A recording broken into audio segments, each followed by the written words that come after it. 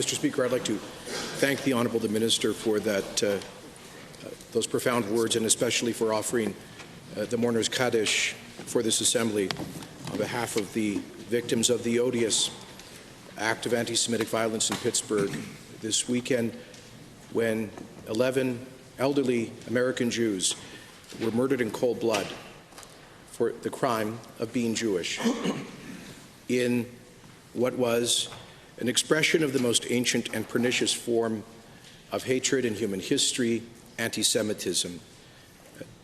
Mr. Speaker, it is disturbing to imagine that amongst the victims were those who saw the Holocaust that during the Second World War nearly obliterated the Jewish population of Europe. The alleged shooter, murderer of the Tree of Life Synagogue attack said that, quotes, he wanted all Jews to die.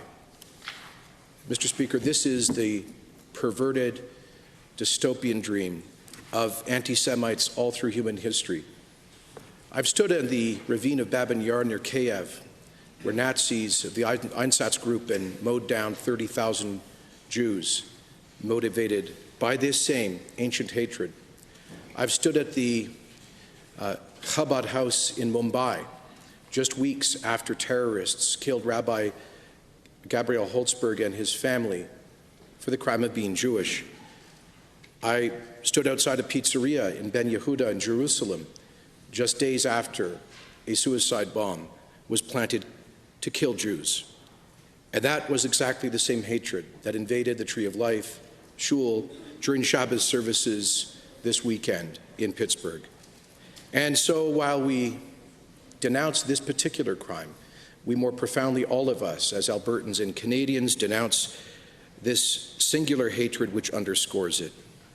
Elie Wiesel, the great chronicler of the Holocaust, said, "We must always take sides," and so we do so in denouncing anti-Semitism in all of its forms.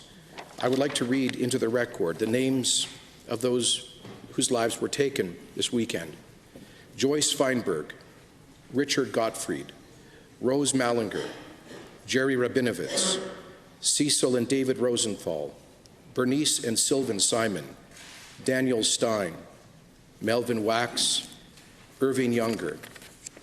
Mr. Speaker, in the face of this and the sad history of anti-Semitism, the Jewish people always respond with their devotion to the covenant and to the dignity of the human person.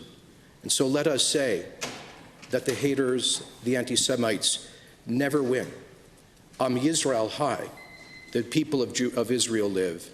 And as it says in the English translation of the mourners Kaddish, may the one who creates harmony on high bring peace to us and to all Israel, to which we say Amen.